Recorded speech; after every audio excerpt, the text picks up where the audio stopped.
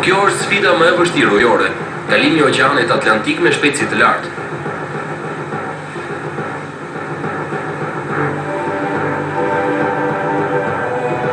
Gjatë viteve trofeu Blue Ribbon ka prezantuar krijimet nga më spektakularet. Në 1986, manjati anglez i biznesit Richard Branson u përpoq që të thyente rekordin. Barka e tij sfiduesi i Atlantikut, një katamaran 21 metrash prej alumini, ka kushtuar $3 milion.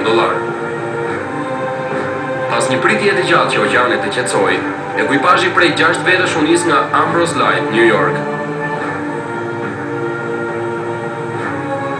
Sfiduesi i Atlantikut kishte përshkuar 5642 km me shpejtësi mesatare 90 km/h, deri në çastin kur goditi materiale në ujë dhe u çap për gjysmë.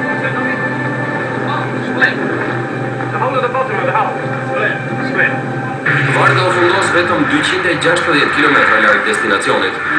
Ekuipazhi e braktisi dhe u shpëtua nga marina britanike.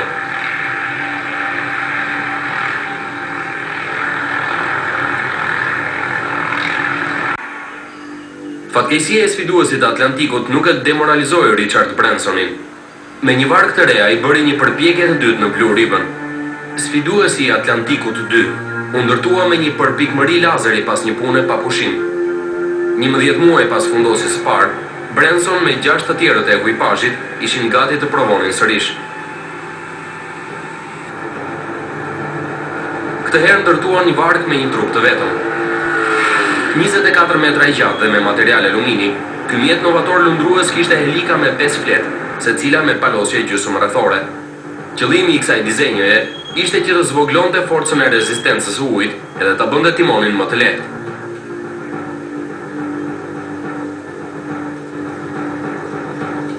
Sfiduesi numër 2 e filloi udhëtimin në mëngjesin e 27 qershorit në 6 të mëngjesit.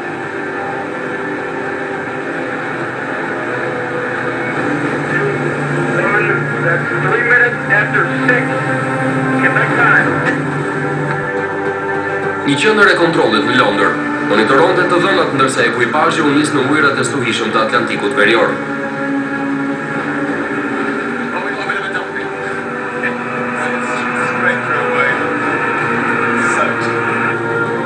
Branson ishte në pistë për të thyer rekordin, kur fatkeqësia goditi sërish në ndalesën e dytë për karburant. Uji i kripur kishte hyrë në tubin e karburantit. Ekuipazhi i duhej të nxirrte karburantin me krip nga motori dhe ta furnizonte atë sërish. Ky problem u kushtoi 7 orë vonesë.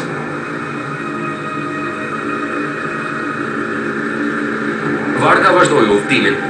Progresi ishte i ngadalt. Filtrat e motorit ishin dëmtuar nga karburanti i ndotur. Filtrat duhej të zvendcoheshin shpejt përpara se uji të hynte në dhomat e djegjes. Qendra e kontrollit në Londër i kërkoi ndihmë urgjente forcave ajrore mbretërore.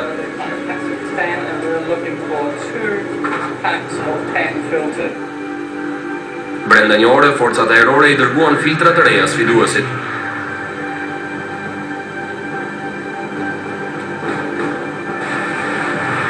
Ndrimi rezultoi suksesshëm. Sfiduesi i Atlantikut 2 u hodh sërish në udhëtim.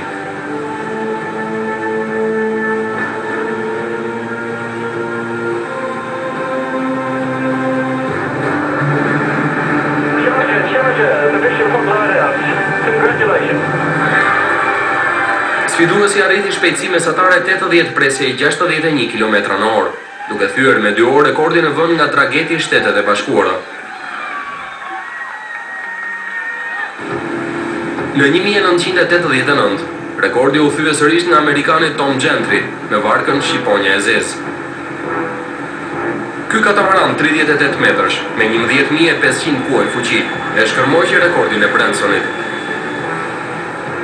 Ai përshkoi 4.400 km në 2 ditë, 14 orë dhe 7 minuta, me një shpejtësi mesatare prej 97 km/h.